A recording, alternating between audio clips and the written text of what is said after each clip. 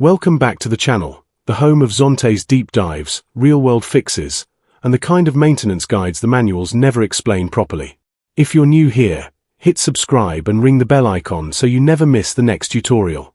Today we're talking about something every Zontes 350e owner needs to understand: why removing the rear panels, and yes, the entire bucket seat, is absolutely essential if you want full access to the important parts of this scooter.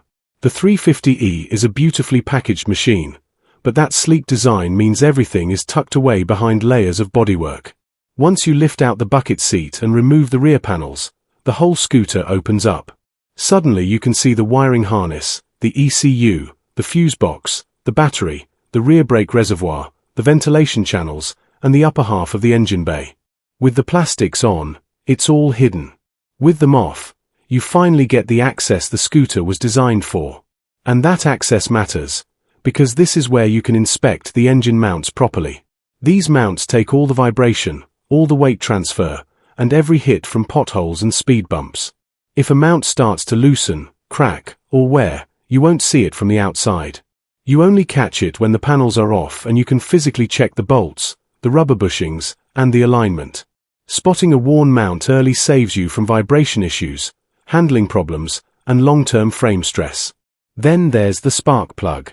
On the 350e it sits deep inside the engine bay, tucked under the frame rails and bodywork. Trying to change it with the panels on is almost impossible. But once the rear section is removed, you get a clean, straight path to the ignition coil and plug. That means you can pull the coil without bending it, use the correct plug socket without fighting the plastics, and torque the new plug properly without risking cross-threading. It turns a frustrating job into a smooth, 5-minute service. So yes, taking the panels and the bucket seat off takes a little time, but it's the key to doing the job right.